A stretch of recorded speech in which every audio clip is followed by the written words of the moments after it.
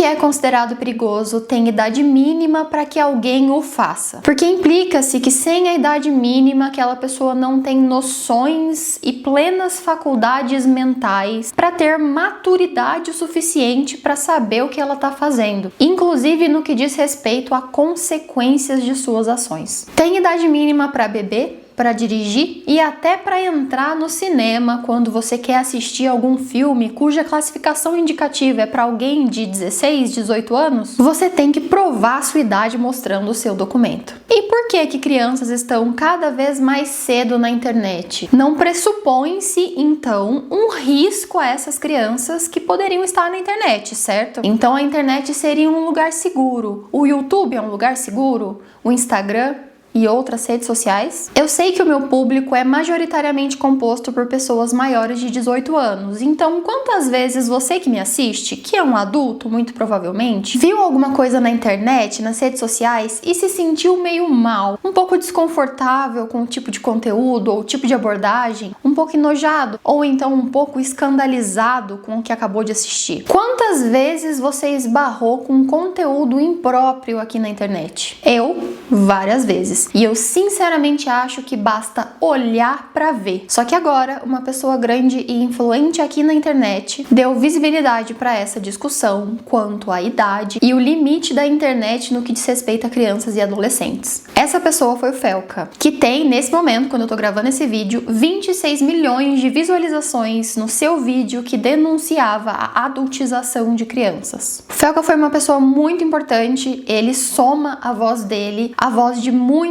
outras pessoas que já fizeram denúncias parecidas antes dele, mas que foram deliberadamente ignoradas. No vídeo dele, que eu duvido que você não assistiu, nem que seja um corte, mas recomendo muito que inclusive assista para entender o que eu tô falando aqui. No vídeo dele, muita coisa muito pertinente é dita, inclusive ele chama uma psicóloga para colaborar na discussão no final do vídeo. E isso foi muito legal da parte dele por ter trazido uma especialista, e justamente por isso que também sou psicóloga, gostaria de acrescentar algumas coisas. Então fica aqui nesse vídeo se você quiser entender um pouco mais sobre esse assunto, explorar um pouco mais problemáticas do tema, mas dessa vez pela perspectiva da prática baseada em evidências, que é o lugar de onde eu falo. Caso seja a sua primeira vez aqui no canal, muito prazer, meu nome é Júlia. Eu sou psicóloga clínica, especialista em terapia cognitivo-comportamental e em prática baseada em evidências em psicologia clínica. Aqui a gente fala sobre muitos assuntos, desde saúde mental, filosofia, sociedade, cultura pop, mas eventualmente eu também gosto de trazer esses temas com relevância social e psicológica mais importante. Caso você não conheça o meu Instagram,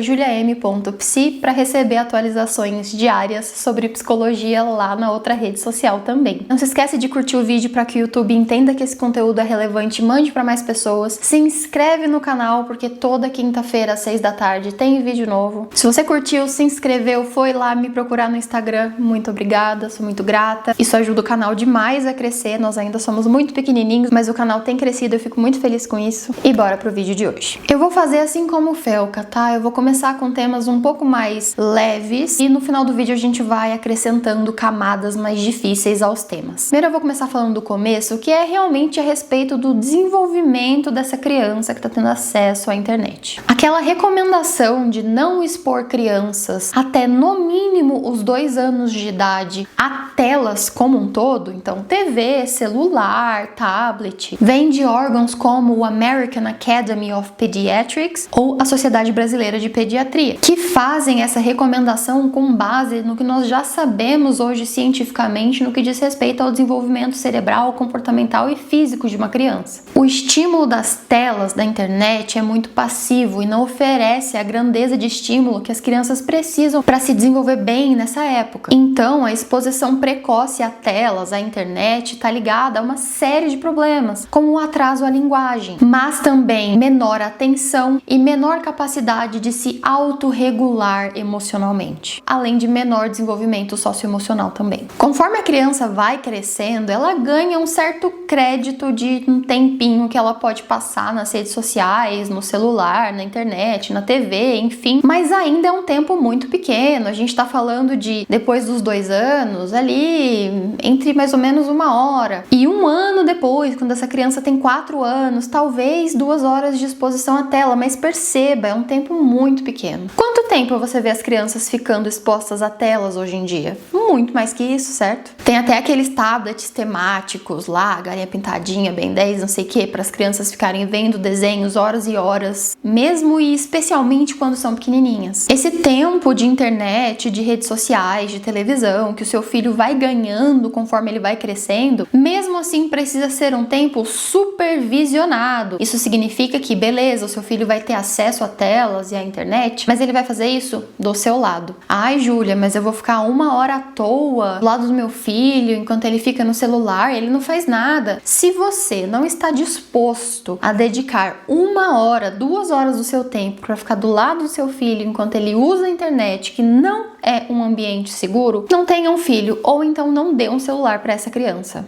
Realidade nua e crua, assim como eu faço em todos os vídeos aqui desse canal. O tempo de tela acaba substituindo as brincadeiras livres, as brincadeiras com outras crianças humanas de verdade, o que também reduz as possibilidades que essa criança pode ter de aprender regulação emocional por meio do brincar. Além de que conteúdos muito rápidos, muito coloridos, muito estimulantes podem hiperestimular o cérebro dessa criança, tornando atividades mais reais, mais lentas, por que não, menos convidativas. Por exemplo, assistir uma aula de 50 minutos na escolinha. Essa hiperestimulação pode criar padrões de necessidade de gratificação imediata. A criança pode ficar agitada, pode não aguentar ficar sentadinha assistindo uma aula, assistindo uma coisa mais leve, e muitas pessoas confundem isso com TDAH, entre outras muitas coisas, muitos transtornos. A criança pode ter TDAH? Claro que pode, mas nem sempre é verdade. Na verdade, assim como eu já te ensinei em outros vídeos do canal, a minoria das pessoas tem um transtorno mental. Talvez essa dificuldade que essa criança tenha mais a ver com um estilo, um comportamento que ela foi aprendendo ao longo da vida dela, que não necessariamente é patológico, mesmo que cause muitos prejuízos. Agora a gente já começa a entrar numa zona um pouquinho mais complicada, ok? Porque agora a gente vai começar a falar sobre crenças nucleares, especialmente crenças nucleares de crianças e adolescentes que são expostas ou se expõem na internet desde muito cedo. Muito rapidamente, para que você entenda que tipo de questionamento eu tô levantando aqui, crenças nucleares são convicções fundamentais muito enraizadas na vida de pessoas, muito enraizadas nas vidas de todos nós. Nós criamos essas crenças que funcionam como lentes que a gente enxerga o mundo desde a nossa infância. E nós temos crenças a respeito de nós mesmos, dos outros, do futuro, do mundo. E essas crenças nucleares, essas lentes pelas quais a gente enxerga o mundo, molda muito da nossa percepção de realidade, da forma como a gente se comporta, de como a gente se sente. E elas são estabelecidas, como eu já disse, desde a nossa infância, com eventos importantes, os lugares que a gente frequentou, as coisas que a gente fez, situações e pessoas relevantes na nossa vida. E eu vou deixar algumas perguntas em aberto, que eu quero que você pense na resposta e que eu quero que você comente aqui embaixo nesse vídeo, porque eu sinceramente acho que tem mais de uma resposta para essas perguntas. Eu quero abrir esse espaço de diálogo e de debate, desde que esse espaço de diálogo e de debate seja maduro e respeitoso. Qualquer comentário que não seja maduro e respeitoso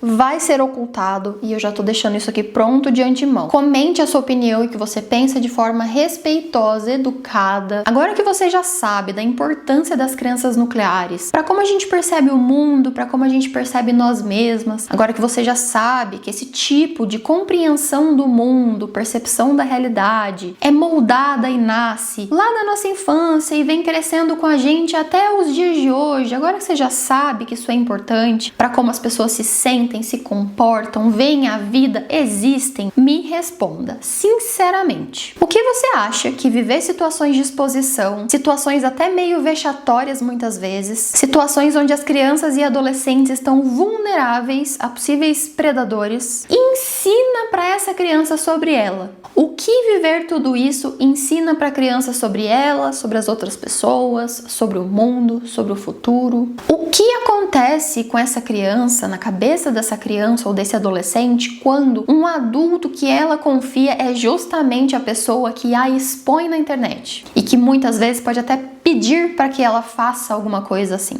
Ou mesmo que não peça, permite que ela faça coisas assim? O que fazer fotos e vídeos e conteúdos adultizados, com teor adulto na internet, está ensinando para essa criança sobre ela mesma? E o que receber comentários muitas vezes nojentos e problemáticos, você sabe do que eu estou falando, faz com a cabeça dessa criança? Responda sinceramente aqui embaixo nos comentários, porque eu quero saber o que você pensa. Viver essas situações que moldam a forma como essa criança percebe e existe no mundo pode sim ser gatilho para visões muito distorcidas da realidade, mas, assim como o Felca muito bem trouxe no vídeo dele, podem ser gatilhos para transtornos mentais. Transtornos esses que, assim como você já aprendeu em outros vídeos aqui do meu canal, não tem cura. Não se fala de cura em saúde mental. No máximo, se a pessoa fizer o tratamento completo, bem feito, existe remissão de sintomas. Fora que é como se essa criança ou adolescente exposta na internet perdesse uma bússola de segurança, como se fosse um desconfiômetro, um sistema de alarmes que a ajuda a se proteger em situações de perigo. Inclusive, sem essa bússola, esse sistema de alarmes, pode ser que essa criança se coloque em situação de vulnerabilidade, que ela se coloque em situações onde ela pode se tornar uma vítima mais uma vez. Isso porque esse ambiente que cerca essa criança exposta na internet, esse adolescente exposto na internet, é um ambiente muito invalidante. Ambiente invalidante é um contexto, seja ele familiar, social, escolar, onde as experiências internas das pessoas, ou seja, as emoções, os pensamentos, as percepções de mundo, são sistematicamente ignoradas, minimizadas, ridicularizadas, punidas, em vez de reconhecidas e validadas. Por isso, invalidante. As emoções legítimas dessa pessoa são desconsideradas, então a pessoa começa a duvidar da própria percepção que ela tem do mundo, dela mesma, das pessoas, e existe uma dificuldade absurda de se aprender a regular emoções de forma saudável, porque o ambiente não oferece suporte para que essa criança ou esse adolescente faça isso. Ninguém protegeu, ninguém protege essas crianças e esses adolescentes, então eles também não aprendem a se proteger.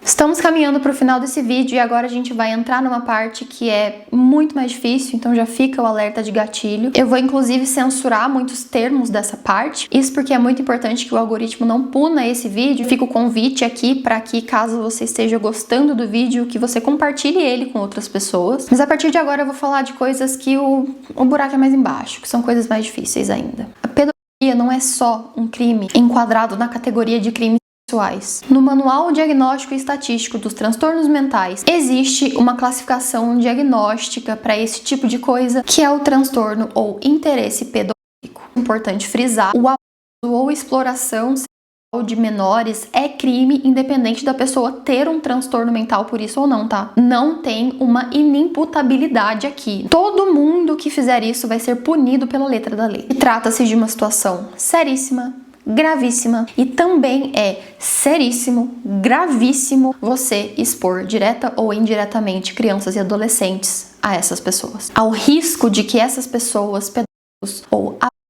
tenham acesso a essa criança e esse adolescente. Seja essa exposição de propósito, por dinheiro, por engajamento, ou não. Seja essa exposição sem a intenção direta de que isso aconteça, de lucrar com isso. Pensa comigo. Vamos usar uma metáfora para explicar o que eu quero dizer. Você andaria sozinha de noite no centro de São Paulo com várias notas de 100 na mão? Não, né? Você andaria no centro do Rio de Janeiro carregando um MacBook no braço e um iPhone 16 na mão, sozinha de noite? Não, né? E por que você não faria nenhuma dessas coisas? Porque você sabe que existe a probabilidade de um crime acontecer ali. Você sabe que a chance de você ser assaltada é quase 100%, é muito alta, certo? Quando você expõe uma criança ou um adolescente na internet, mesmo que você não tenha a intenção de que um crime aconteça, mesmo que você não queira que esse crime aconteça, podemos entender como adultos e maduros que somos que existe alta probabilidade de que isso aconteça. Adianta você falar pro assaltante: por favor, senhor assaltante, não assalte a mim essa noite enquanto eu ando sozinha aqui no centro de São Paulo com várias notas de 100 reais. Adianta? Óbvio que não. Então, por que adiantaria o fato de que você não quer que aconteça um crime contra a sua criança, o seu adolescente, para impedir que esse crime aconteça? Não vai impedir. O que impede que o crime aconteça é que um adulto responsável por essa criança ou adolescente proteja essa criança ou adolescente. O Estatuto da Criança e do Adolescente considera crime qualquer forma de posse, distribuição ou divulgação de material de cunho